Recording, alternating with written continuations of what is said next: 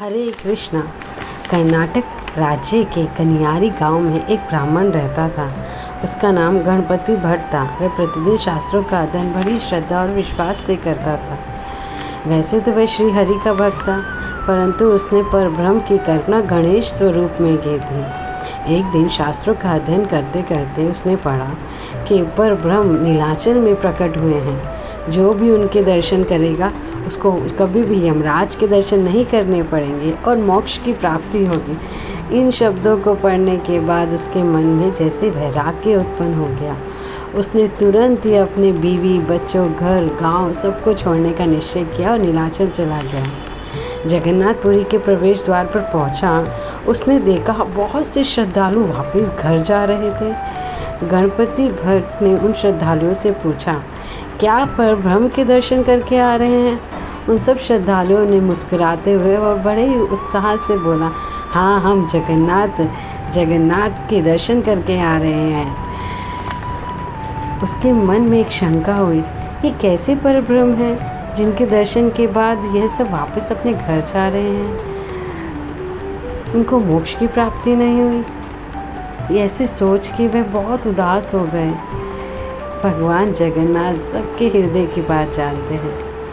भगवान जगन्नाथ एक साधु का वेश बना के गणपति भट्ट के सामने आए और उनसे पूछा, हे साधु महाराज, अब क्यों उदास दिख रहे हैं? गणपति भट्ट बोले, मैंने ब्रह्म पुराण में पढ़ा है जो भगवान परब्रह्म नीलाचल में प्रकट हुए हैं। जो भी उनके दर्शन करता है उनको मोक्ष की प्राप्ति होती है। पर मैं सारे श्रद्धालुओं को देख रहा हूँ, ये सब तो वापस अपने घर जा रहे हैं।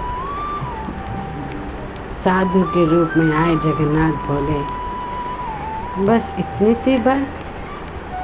जो व्यक्ति भगवान के पास जिस मनोकामना से आता है, भगवान उसकी हर वह मनोकामना पूरी करते हैं। इन सब लोगों की कामना, इच्छा वापस घर जाने की थी, इसलिए ये सब घर जा रहे हैं।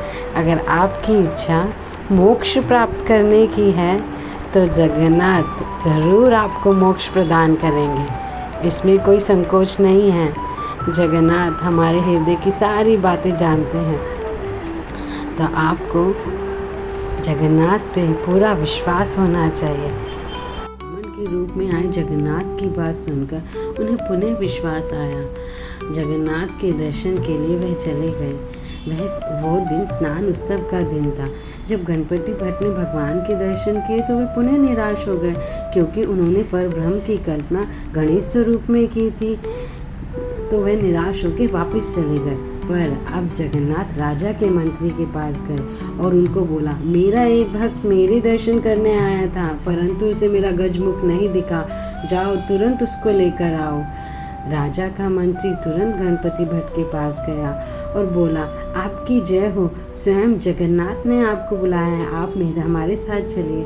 गणपति भट्ट को विश्वास तो ना था, पर राजा के मंत्री खुद उसको लेने आए तो वह मना नहीं कर पाया। जैसे गणपति भट्ट ने पुनः जगन्नाथ के दर्शन किए, वह भाव विभोर हो गए। उनके आंखों से अश्रु आने लगे। उन्होंने देखा भगवान जगन्नाथ के एक लंबी सूंड थी, बड़े बड़े कान थे, दंत थे, जैसे गणेश स्वरूप में होते हैं। उनके भगवान के दर्शन करने के बाद गणपति भट्ट भगवान की स्तुतियाँ गाने लगे। देखते ही देखते गणपति भट्ट इतने भाव विभोर हो गए और गणपति भट्ट का शरीर ज़मीन पे गिरा। उनके शरीर से एक दिव्य ज्योति निकली जो जगन्नाथ में विलीन हो गई। अंतोगत्वा गणपति भट्ट को मोक्ष प्राप्त हुआ। जगन्नाथ की जय हो। हरि बोल।